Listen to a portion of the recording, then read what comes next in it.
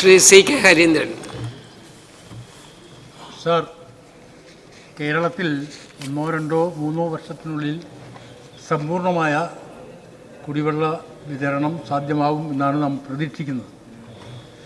ഇന്നിപ്പോൾ നാം വിതരണം ചെയ്യുന്ന വാട്ടർ അതോറിറ്റി വിതരണം ചെയ്യുന്ന വെള്ളം പ്രസിപിറ്റേഷൻ, സെഡിമെൻറ്റേഷൻ, ഫിൽട്രേഷൻ, അതുവഴിയ ഡിസ്ട്രിബ്യൂഷൻ എന്ന പ്രോസസ്സാണ് നടക്കുന്നത്.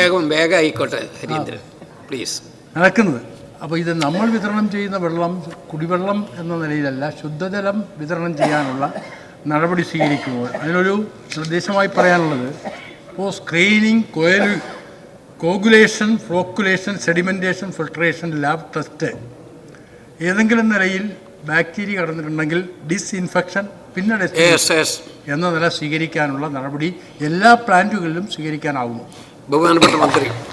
ബഹുമാനപ്പെട്ട അംഗം ചൂണ്ടിക്കാണിച്ചത് വളരെ പ്രധാനപ്പെട്ട കാര്യമാണ്. അങ്ങ് പറഞ്ഞ ലാബ് വരെയുള്ള പരിശോധനകൾ നമ്മളിപ്പോൾ നടത്തുന്നതായിട്ടാണ് വകുപ്പിൻ്റെ നിലപാട്. പക്ഷേ പല സ്ഥലത്തും ഇത്തരത്തിലുള്ള കാര്യങ്ങൾ കൃത്യമായി ഉറപ്പുവരുത്തി ചെയ്യാൻ കഴിയുന്നില്ല എന്ന പരാതികൾ ഉയർന്നു വരുന്നുണ്ട്. എന്നാൽ നമുക്ക് ലഭ്യമാവുന്ന മറുപടികളിൽ ഇതെല്ലാം കൃത്യമായി ചെയ്യുന്നതായിട്ടാണ് ചൂണ്ടിക്കാണിക്കപ്പെടുന്നത്. അപ്പോൾ അതുകൊണ്ട് തീർച്ചയായും ഈ വിഷയം പ്രത്യേകമായി പരിശോധിക്കേണ്ടതായിട്ടുണ്ട്. ഗുണനിലവാരമുള്ള ശുദ്ധജലം കൊടുക്കാൻ കഴിയുന്ന വിധത്തിലേക്ക് ഈ വകുപ്പിനെ മാറ്റുക എന്നുള്ളതാണ്. അതിൽ വന്നിട്ടുള്ള വീഴ്ചകൾ പരിഹരിക്കുക എന്നുള്ളതാണ്. അങ്ങ് ചൂണ്ടിക്കാണിച്ചതുപോലെ ഇക്കാര്യങ്ങൾ പ്രത്യേകമായി സർക്കാർ പരിശോധിക്കുന്നതായിരിക്കും.